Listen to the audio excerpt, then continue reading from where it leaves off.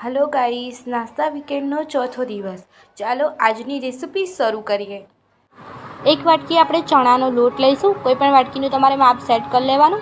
આ રીતે ઝીણી સમારેલી ડુંગળી આપણે આમાં એડ કરવાની છે। 1 ચમચ લાલ મરચું, હાફ ટીસ્પૂન હળદર, હાફ ટીસ્પૂન ગરમ મસાલો, સ્વાદ અનુસાર મીઠું અને સફેદ તલ એડ કરીશું અને બધી જ વસ્તુને ખૂબ સારી રીતે મિક્સ કરી લઈશું। આવી રીતે આપણે બધા જ મસાલાને ખૂબ સારી રીતે મિક્સ કરવાનું છે। થોડું પાણી એડ કરીને આપણે એક ગાળ બનાવવાની છે।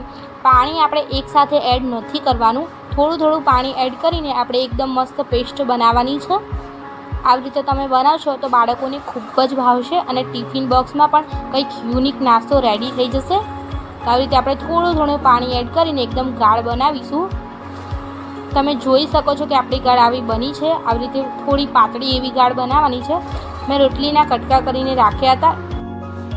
જે ગાળ આપણે બનાવેલી હતી તેની અંદર આપણે રોટલીના ટુકડાને એડ કરવાના છે અને ગરમ તેલની અંદર એડ કરવાના છે। આવી રીતે જેટલા પણ રોટલીના ટુકડા બનાવેલા હતા તેને આપણે આમાં એડ કરી દઈશું અને તેને બરોબર રીતે તળી લઈશું।